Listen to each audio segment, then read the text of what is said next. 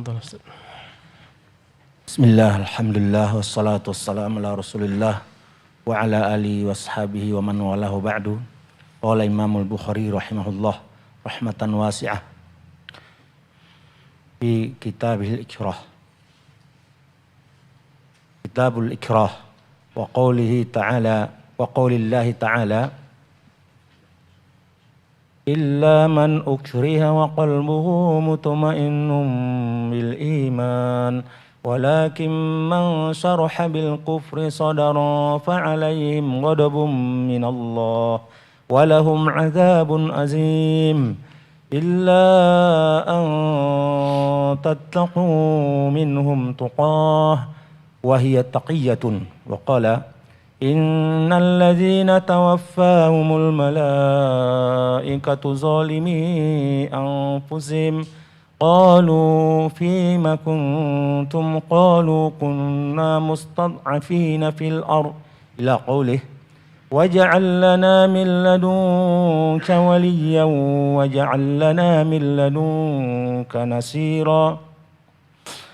Fa'azarallahu al-mustad'afina allazina la yamtani'una min tarki ma amarallahu bih wal mukrahu la yakunu illa mustad'afan ghairu mumtani'in min fi'li ma umira bih. Bismillahirrahmanirrahim. Alhamdulillahi rabbil alamin wa bihi nasta'in ala umuri dunya waddin. Wa nusalli wa nusallimu ala abdihi wa rasulihi Muhammadin wa ala alihi wa sahbihi ajma'in amma ba'd. Qala al-Bukhari rahimahullah Kitabul Ikrah. Berkata Imam al-Bukhari rahimahullah, kitab yang membahas tentang hukum orang melakukan sesuatu atau menyatakan sesuatu karena dipaksa. Ya. Bagaimanakah hukumnya? Apa itu dipaksa? Al-ikrah bahasa Arabnya. Berkata Al-Hafidh, yang dipaksa itu maksudnya adalah ilzamul ghair bima la yuriduh. Memaksakan pada seseorang agar melakukan sesuatu yang tidak dia inginkan. Dan Al-Hafidh menyebutkan syarat seseorang itu dikatakan dipaksa. Pertama, an yakuna fa'iluhu qadiran ala iqa'i ma yuhaddidu bihi. Pertama, ya, wal ma'muru 'ajizan 'anid daf'i walau bil firar. Seseorang dikatakan terpaksa bila yang memaksa tersebut memang lebih berkuasa atas yang dipaksa dan dia mampu untuk menjalankan ya hukuman atau sesuatu yang ditakuti terjadi atas orang dipaksa. Misalnya seseorang memaksa orang lain untuk kufur dan diancam dengan bunuh. Dia mampu membunuh orang tersebut sebenar-benarnya. Di tangannya ada senjata misalnya. Dan orang yang terpaksa ini tak mampu membela diri, tak mampu melarikan diri. Artinya kalau orang yang maksa ini yakni tidak memiliki kekuatan dan orang dipaksa mampu untuk menghindar, berarti taklah dikatakan dia terpaksa. Jadi syaratnya orang yang memang terpaksa tersebut tak mampu menghindarkan dirinya daripada perintah yang diperintahkan oleh orang maksanya. Yang kedua, an yakuna an yaghliba 'ala dhanni annahu idza imtana'a awqa bidzalik. Prediksi kuat bagi orang terpaksa ini, kalau sekiranya tidak dia jalankan perintah tersebut, maka orang yang maksa ini akan benar-benar melakukan apa yang dia ancam. Yakin dia kalau tak dilakukan dibunuh misalnya. Tak dia lakukan misalnya dia akan dilukai ya dan semacamnya. Yang ketiga, an yakuna ma haddadahu fawriyan. Ancaman ini sifatnya memang ya spontan, jika tidak dikerjakan akan dibuat. Andai kata dia katakan besok ya atau lusa, sekiranya tahukah perbuat ini besok atau lusa engkau akan saya pukul. ini tidak dimasukkan dalam bab terpaksa, karena masih ada bagi dia waktu untuk berikhtiar melakukan berbagai macam perbuatan-perbuatan yang dapat dia menghindari dirinya daripada paksaan tersebut. Jadi sifatnya faurian, kontan, harus. Jika kau tidak buat ini, kau akan kubinasakan sekarang atau dalam waktu yang dekat. Yang keempat, an la yadhhar minal ma'muri ma yadullu ala ikhtiyari. Yang keempat, jangan pernah tampak dari orang yang dipaksa itu melakukannya dengan sebab pilihannya sendiri, ikhtiar. Seseorang dipaksa berzina, ya, dia bisa mengklaim kepada orang maksanya dia telah melakukan zina tersebut. Jangan dia nikmati sampai akhirnya dia mengeluarkan spermanya dalam bentuk kenikmatan. Maka ini taklah dikatakan dia terpaksa. Dan dalam Islam, orang yang melakukan sesuatu karena terpaksa, dia tidak terkena dosa, ya, kecuali dalam satu bab, membunuh. Jika seseorang dipaksa membunuh orang lain, maka tak boleh dia melakukan hal tersebut. Dalam masalah pembunuhan, jika seorang si A dipaksa untuk membunuh si B, haram bagi si A membunuh si B, walau harus dia menerima risiko terbunuh. Andai kata dia terbunuh dalam keadaan dia terzalimi, tapi jika dia membunuh si B, ya, ketika itu dia berdosa dengan membunuh. Dan dalam hal ini dia bisa, ya, dalam hal ini tak ada keutamaan antara nyawa dia dengan nyawa si B. Ya. Sekiranya bisa menghindar.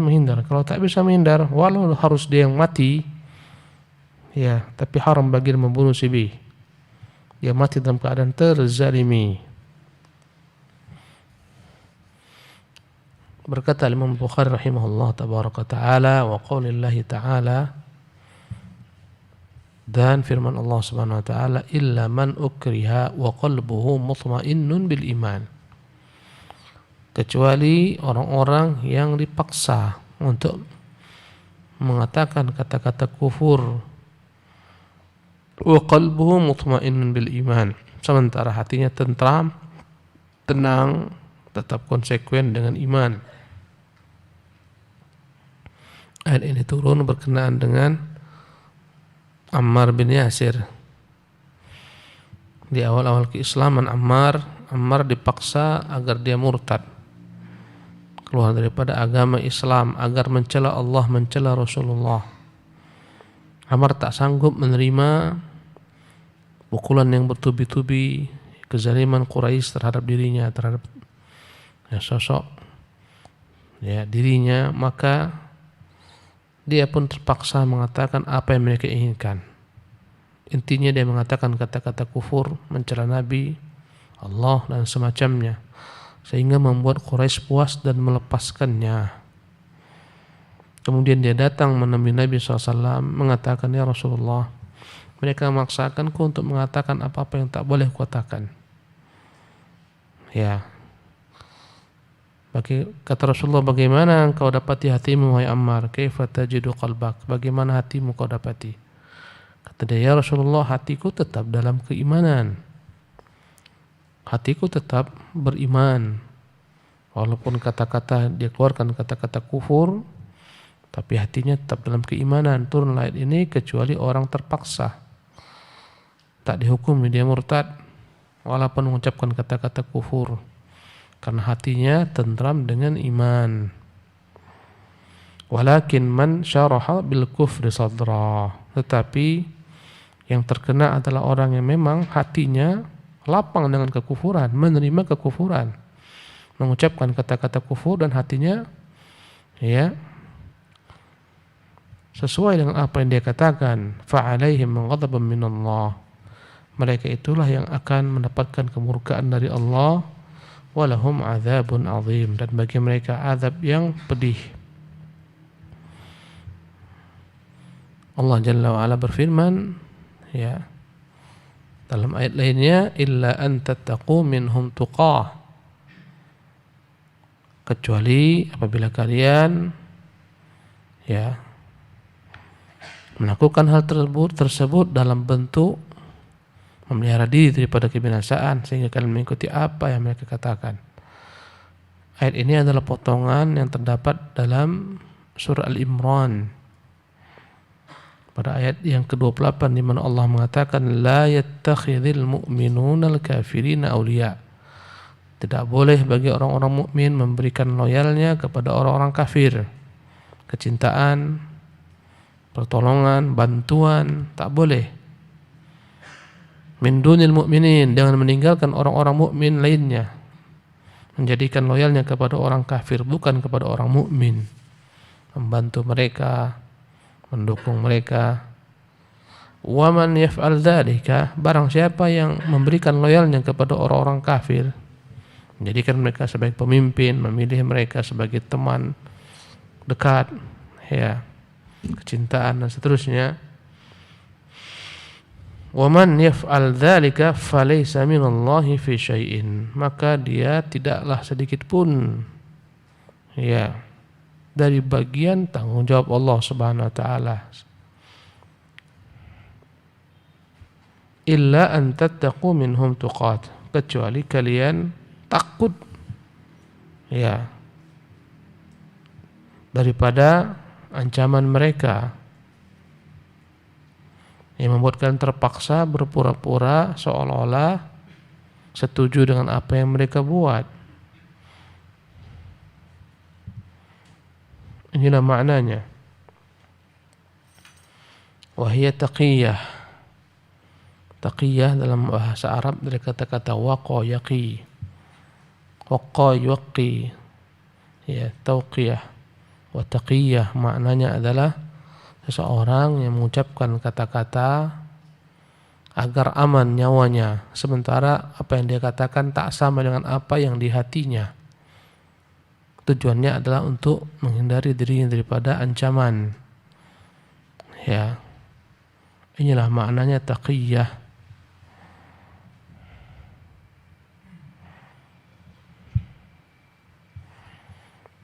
Waqala, dan Allah juga berfirman, innal ladzina tawaffahumul malaikatu, sesungguhnya orang-orang yang diwafatkan malaikat, zalimi anfusihim, dalam keadaan mereka menzalimi diri-diri mereka, qalu, malaikat akan bertanya kepada mereka yang diwafatkan dalam keadaan zalim ini karena tak mau hijrah padahal mampu hijrah, fima kuntum, di mana kalian berada? Mengapa kalian di sana? Mengapa bersama orang-orang kafir? Qalu, mereka menjawab, kunna mustad'afina fil ard, kami lemah, tak mampu berbuat apa-apa di muka bumi. Ayat ini turun berkenaan dengan orang-orang Islam yang telah memeluk Islam tetapi tak mau hijrah kota Madinah. Padahal mereka mampu, tak hijrah karena cinta kepada keluarga, tanah air, karena harta, benda dan semacamnya. Mereka pun diperintahkan untuk keluar pada perang Badar, melawan orang-orang beriman, sahabat-sahabat mereka, kawan-kawan mereka. Di antara mereka ada yang terbunuh. Maka kepada mereka inilah ayat itu diturunkan. Karena mereka punya hak untuk khiyar, memilih, mampu untuk berhijrah tapi tak mau berhijrah karena kecintaan kepada keluarga, ya, hartanya, perniagaannya, tetap bertahan di Mekah bersama orang kafir. Akhirnya mereka terbunuh. Maka malaikat mengatakan, fi ma kuntum, kalian itu di mana? Kalau kalian bersama orang-orang beriman, kenapa berperang bersama orang kafir? Qalu, mereka menjawab, kunna mustad'afina fil ard, kami lemah di muka bumi. Berkata malaikat, alam takun ardullahi wasi'atan fatuhajiru fiha, bukankah negeri Allah luas? Kalian bisa hijrah tapi kalian tak berhijrah. Nah, di sini mereka tercela, dihukum, dianggap zalim karena memiliki hak untuk ikhtiyar. Mereka punya kuasa untuk hijrah.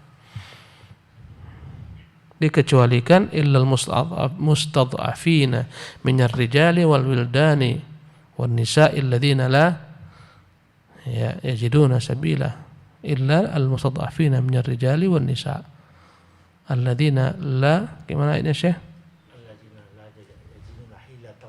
Alladziina la yajiduna hilatan wala yahtaduna sabila, kecuali memang orang-orang lemah dari laki-laki yang cacat, yang sakit, perempuan-perempuan, anak-anak yang memang mereka tak mampu hijrah atau mereka memang tak bisa pergi sendiri, wala yahtaduna sabila, tak tahu jalan. Mereka ini dikecualikan. Mereka ini terpaksa tinggal di negeri orang kafir karena tak mampu hijrah. Maka mereka sekiranya wafat tidak tercela. Sekiranya mereka wafat dan mereka menyembunyikan keislamannya tidak tercela karena mereka tak mampu hijrah. Adapun yang disalahkan dalam ayat ini adalah orang-orang yang mampu berhijrah namun mereka enggan berhijrah.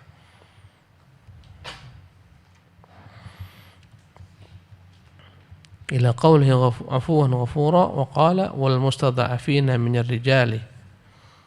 Allah kecualikan wal mustad'afina minar rijal, dan orang-orang yang lemah dari para lelaki, mungkin yang kena ketuaan, sulit untuk hijrah sendiri, telah tua renta, telah uzur, sakit, cacat.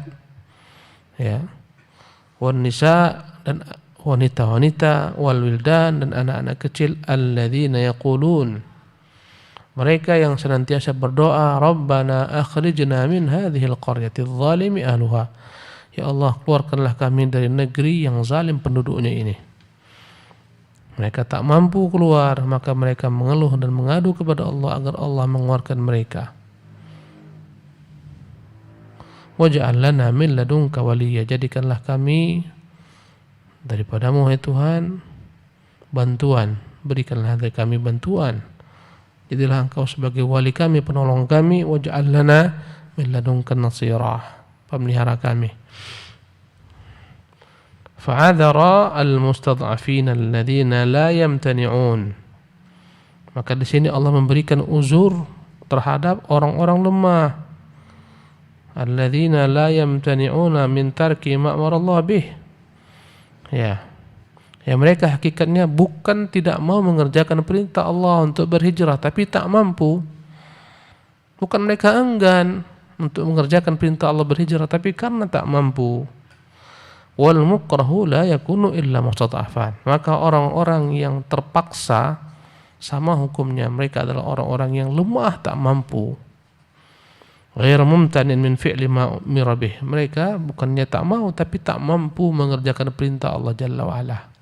Beda dengan kelompok yang pertama, mereka mampu hijrah, tapi karena begitu kuatnya kecintaan kepada tanah airnya, profesinya, pekerjaannya, dan inilah kendala orang-orang berhijrah.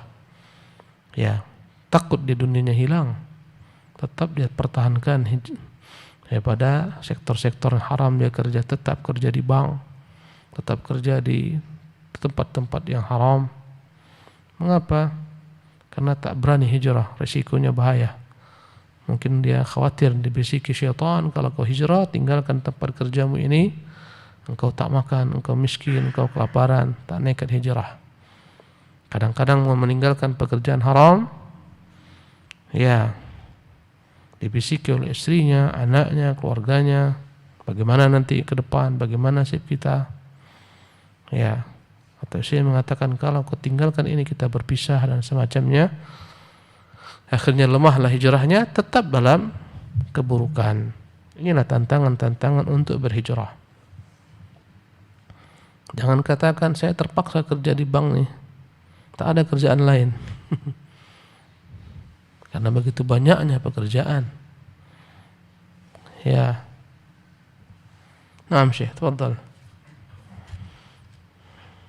Qala al-Hasanu qala Ibnu Abbas fi man yuqtu. Qala al-Hasanu at-Taqiyyatu. Wa qala al-Hasanu at-Taqiyyatu ila yaumil qiyamah. Berkata Al-Hasan Basri, at-Taqiyyah, orang berpura-pura untuk mengatakan sesuatu yang terlarang karena takut terancam atau melakukan suatu perbuatan yang terlarang, takut terancam nyawanya, taqiyah ini, berpura-pura ini, mengikuti apa yang diinginkan oleh orang zalim, itu tetap berlaku hukumnya sampai hari kiamat. Maksudnya apabila seorang terpaksa terancam nyawanya, dia tetap dibolehkan untuk bertaqiyah, berpura-pura sampai hari kiamat. Naam. Wa qala Ibnu Abbas fi man yukrihuhul lusus fayutlaqu laysa bisyai'. Berkata Ibnu Abbas pada percontohan permisalan, jika ada seseorang penjahat, pencuri, perampok yang maksa seseorang mengambil hartanya dan mengatakan kepadanya, ceraikanlah istrimu, ya, kalau tidak engkau akan kubunuh dan semacamnya, ya, kalau tidak dia, wanita ini akan kubunuh dan semacamnya. Kemudian dia jatuhkan kata-kata talak, engkau kuceraikan atau dia kuceraikan. Kata Hasan Basri, kata Ibnu Abbas, laisa bisyai'in, ini tidak berlaku cerainya.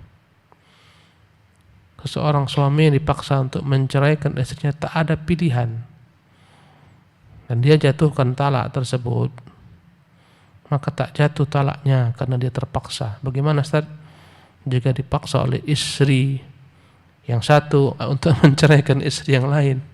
Dia punya istri lebih daripada satu, 2 atau 3 atau 4. Kata sang istri, jika tidak kau ceraikan si fulanah, resikonya kita akan berpisah. Resikonya begini begitu, diancam. Ya, apakah ini juga termasuk dipaksa? Kembali kepada kaidah paksa tadi, bahwasanya orang yang maksa itu harus memiliki kekuatan yang lebih dahsyat, memiliki kekuatan, memiliki ya kekuasaan. Sementara istri itu di bawah suami. Dijatuhkan juga ketika itu talak. Terpaksa tidak? Tidak terpaksa, jatuh talak. Karena dia punya khiyar, dia lebih kuat. Laki-laki seperti ini sudahlah, pensiunannya jadi suami, jadi aja istri, jadi aja wanita. Tak boleh dalam hal ini ikuti keinginan istrinya. Ya, dan Nabi SAW juga telah melarang. Ya, dalam hal ini Rasulullah mengatakan, janganlah seorang perempuan meminta daripada suaminya untuk menceraikan madunya, litakfa'a ma fi ina'iha, untuk melangkupkan periuknya. Maksudnya dia merasa kalau suaminya berpoligami berkurang jatahnya, rezekinya berkurang, maka dia ingin tenggelamkan periuk saudarinya yang madunya ini agar tak lagi disubsidi oleh suaminya, agar semua harta suaminya tetap utuh untuk dia, tak berkurang gaji suaminya. Dilarang Nabi. Sesungguhnya kata Nabi, rezeki dia itu ya telah ditentukan oleh Allah Subhanahu wa taala. Banyak perempuan sulit dimadu gara-gara harta. Takut di hartanya dibagi-bagi suaminya dengan madunya. Ini tak masuk dalam hukum mukroh, dipaksa. Karena dia punya khiyar.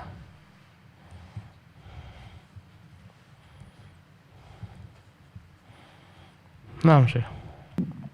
Wa bihi qala Ibnu Umar wa Ibnu Zubair wa Sya'bi wal Hasan.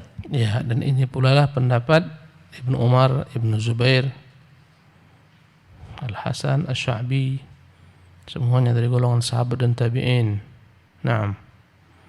Wa qala an-nabiy sallallahu alaihi wasallam al-a'malu binniyah. Qultu asnada fihi tarfan min hadis Abi Hurairah al-mutaqaddim. Ya. Dan Nabi yang mulia sallallahu alaihi wasallam bersabda, al-a'malu binniyat. Dalam hadis Umar, innamal a'malu binniyat, sesungguhnya semua amalan itu dengan niat. Dan orang yang melakukan sesuatu dengan terpaksa itu tidak diniatinya. Ya, niatnya tak seperti itu.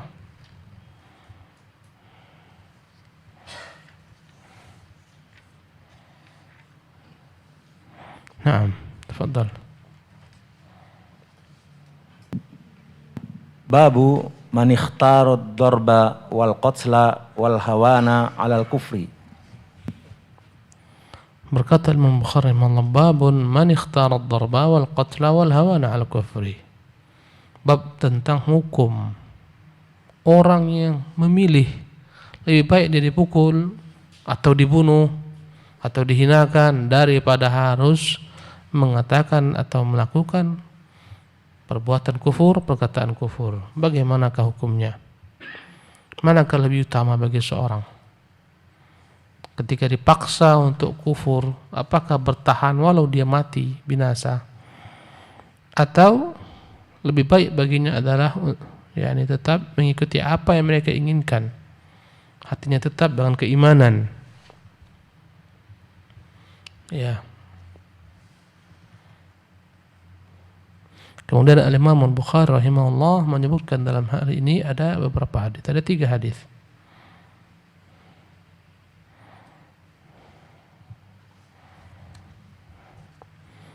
Di antaranya Rasulullah mengatakan dari hadis Anas, "Thalathun man kunna fihi wajada bihinna halawatul iman." Ada 3 perkara yang terdapat dalam diri seorang yang dengan 3 perkara tersebut dia akan benar-benar merasakan manisnya iman. Makna manisnya iman, dia akan merasakan lezatnya berbuat taat, lezatnya beribadah menyembah Allah Subhanahu wa taala. Sehingga ringan baginya segala sesuatu yang Allah Subhanahu wa taala perintahkan, tak berat mengerjakannya. Ya, dan nikmat mengerjakannya.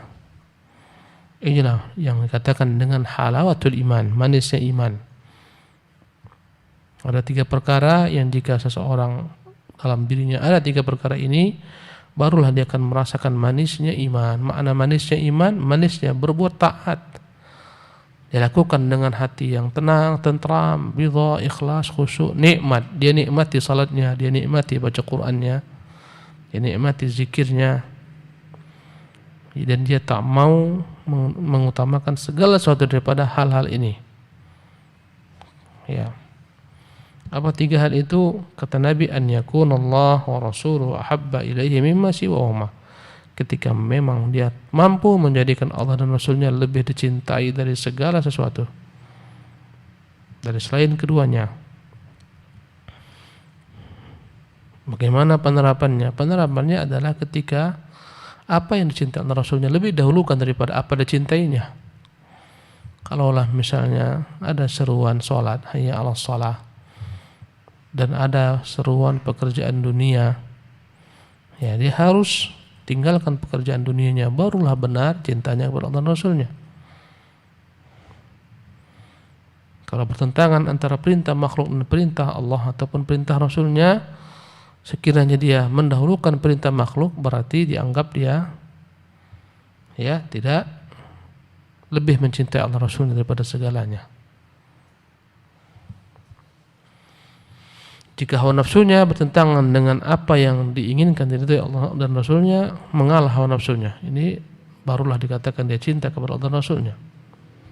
Yang kedua, wa an yuhibbal mar'a la yuhibbuhu illa lillah. Yang kedua, ketika dia mencintai seseorang murni hanya karena Allah, bukan karena hartanya, bukan karena jabatannya, kekuasaannya, sesuatu yang diinginkan daripadanya, hanya karena Allah semata. Yang ketiga, wa an yakraha an ya'uda fil kufri. Ketika dia begitu bencinya kembali kepada kekufuran. Ya. Meski dipaksa untuk kufur, dia tak suka dan dia bertahan. Kama yakrahu an yuqdhafa finnar, sebagaimana dia tak suka dicampakkan ke dalam api neraka, kembali ke kufuran sama dan kembali ke api neraka kelak, dan billah, maka tetap dia bertahan dengannya.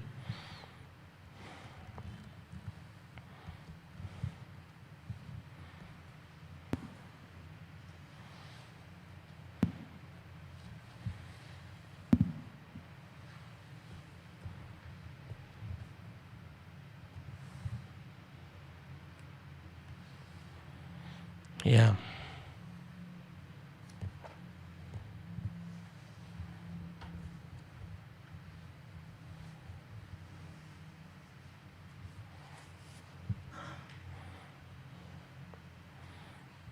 Kemudian Imam Bukhari rahimahullah tabaraka taala menyebutkan athar daripada Sa'id bin Zaid.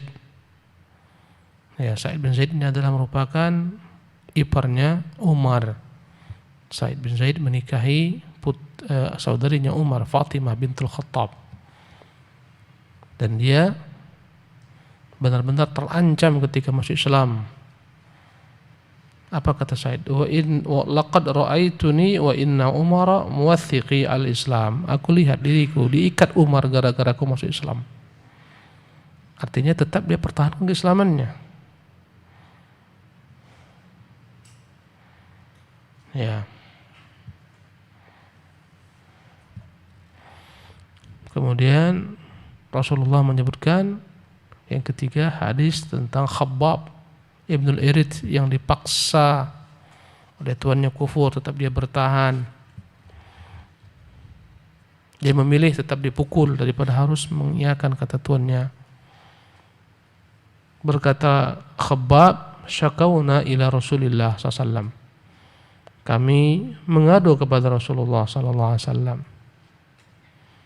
Wa huwa mutawassidun burdatan lahu fi dhillil Ka'bah. Ketika itu beliau sedang bersandar dengan selendangnya di bawah naungan Ka'bah. Faqulna, kami pun berkata, ala tastansirul lana, ya Rasulullah, tidakkah Anda minta kepada Allah agar Allah menangkan kami? Ala tad'u lana, mengapa engkau tak berdoa kepada Allah agar Allah Subhanahu wa taala menyelamatkan kami? Faqala, maka Rasulullah menjawab, faqad kana man qablakum. Sungguh orang-orang sebelum kalian yang beriman, yu'khadhur rajulu fayuhfaru lahu fil ard. Ada yang dipaksa untuk kufur, tetap dia bertahan dengan akidahnya sehingga dibuatkan untuknya lubang.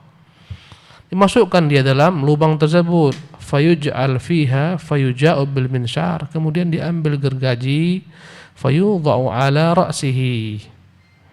Diletakkan gergaji di atas kepalanya, fayuj'alu nisfain.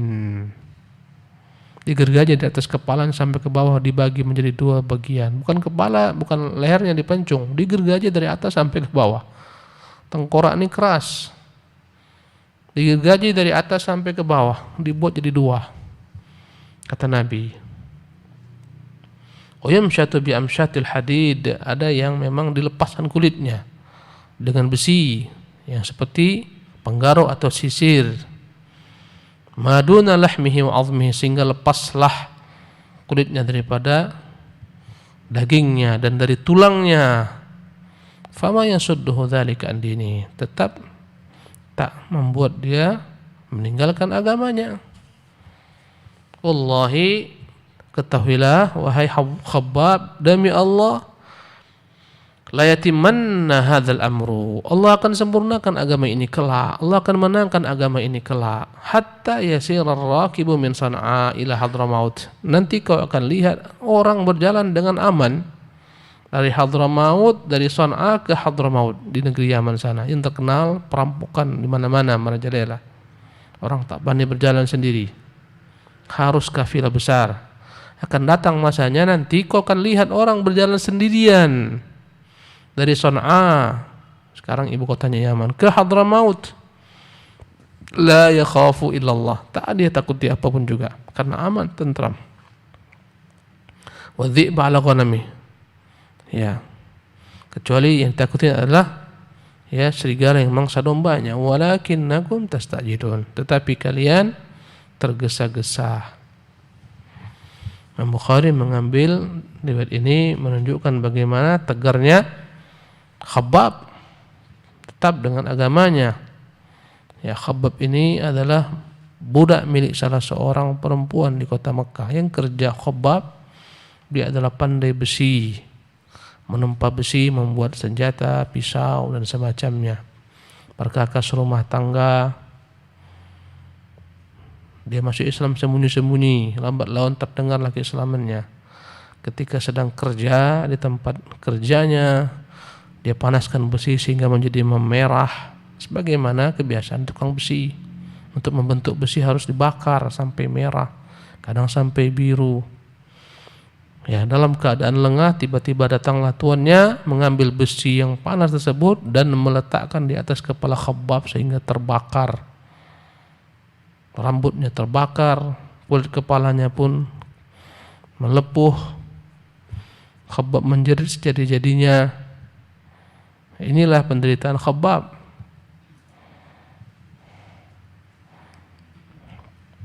Sebagian daripada sahabat-sahabat Nabi bertahan dengan keislamannya sebagaimana Bilal. Ya. Bahkan terbunuh bapaknya Ammar Yasir dan ibunya Ammar Sumayyah. Sebagian mereka sebagaimana Khabbab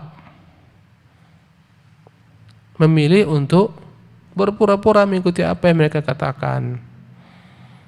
Kata Khabbab, ya Rasulullah, bagaimana denganku ini? Kata Ammar, ya Rasulullah, bagaimana dengan kondisiku ini? Aku ikuti apa yang mereka inginkan. Kata Rasulullah, bagaimana hatimu? Hatiku ya Rasulullah tentram dengan keimanan. Kata Nabi, fa'in adu fa'ud, kalau mereka kembali menyiksamu, kembali kau buat demikian. Lakukan demikian kembali jika mereka memerintahkan menyiksamu. Ya, mereka mau menyiksamu.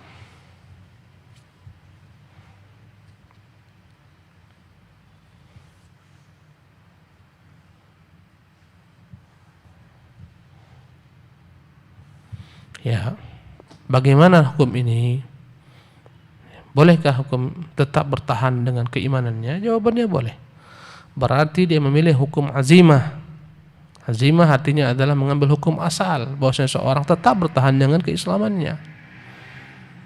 Sekiranya dia tak mampu, dia boleh mengambil hukum rukhsah, keringanan, yaitu mengikuti dengan kata-kata ataupun perbuatan apa yang mereka minta.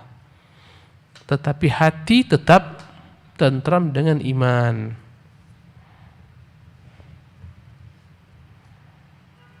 Sebagian daripada ulama mengatakan tak boleh, dia harus menjaga dirinya, melihara nyawanya, harus. Tak boleh, ketika diminta harus dilakukan. Kata mereka, karena Allah mengatakan wala taqtulu anfusakum, jangan bunuh diri kalian. Ya, ini dalil mereka yang mengatakan harus dia mengikuti permintaan mereka. Kalau sekiranya dia akan dibunuh. Dijawab oleh para ulama, tidak, tak harus. Ini sebagian sahabat. Ya. Dan kita melihat ketika terjadi fitnah itu khalqul Quran. Fitnah Quran itu diwajibkan penguasa pada masanya sejak masa Al-Ma'mun. Ya, Al-Mu'tasim memaksakan rakyat dan para ulama mengatakan Quran makhluk. Banyak ulama-ulama yang terpaksa. Tetaplah tegar siapa? Imam Ahmad bin Hanbal. Ya. Ulama-ulama lain menghindar. Kalau andai kata mereka dipaksa, mereka mengatakan apa yang diinginkan oleh penguasa. Ya, karena itulah ditanyakan kepada Yahya bin Ma'in, mana engkau ketika fitnah khalqul Quran? Kau kemana? Kau hilang? Kau lenyap? Mana suaramu? Mana? Kata, kenapa kau tidak seperti Imam Ahmad bin Hanbal? Kata Yahya bin Ma'in, dan dia sahabat Imam Ahmad bin Hanbal. Ya, aku tak mampu sebagaimana Ahmad bin Hanbal. Makam dia itu makam Nabi yang didudukin. Kami tak mampu mengerjakan apa yang dia kerjakan. Banyak para ulama di masa Al-Ma'mun, Al-Mu'tasim mengikuti apa yang dipaksakan oleh para ulama, karena risikonya dibunuh. 2 orang ulama, 1 orang yang terbunuh gara-gara hal ini. 1 atau 2 orang, bahkan ada yang dipotong-potong tangannya. Mu'tasim billah itu, ya, ada salah seorang ulama yang dipaksanya. Tetap ulama ini tegar, dia bunuh dengan cara dipotong tangannya, sejengkal demi sejengkal.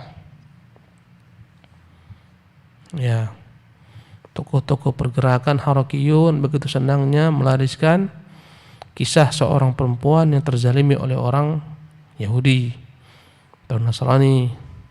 Kemudian dia berteriak, "Wa Mu'tasimah, wahai Mu'tasim, tolonglah saya."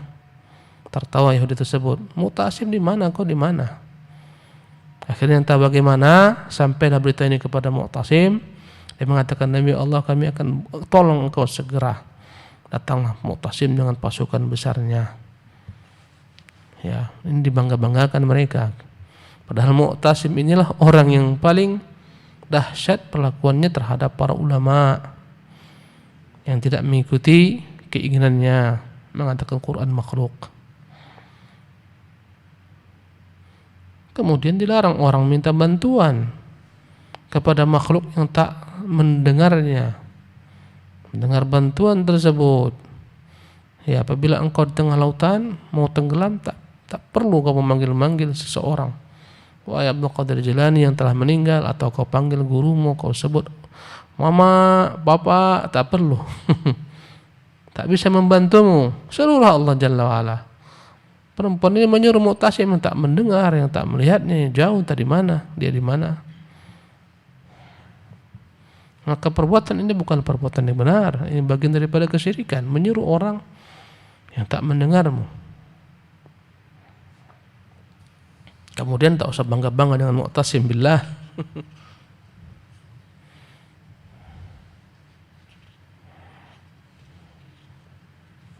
Maka yang lebih benar, orang yang mampu ya menanggung resiko terbunuh dan semacamnya, tak mengapa baginya. Ya. Tapi tak semua orang sama. Tingkat keimanannya berbeda-beda. Diberikanlah rukhsah bagi yang tak mampu, silahkan kau pilih ini. Silahkan ikuti, tapi hatimu tenteram dengan iman. Wallahu tabaraka ta'ala alam. Kita padakan sampai di sini. Subhanakallah bihamdika asyhadu an la ilaha illa anta astaghfiruka wa atubu ilaik. Wa sallallahu wasallam ala nabiyyina Muhammad wa akhir da'wana alhamdulillahi rabbil alamin.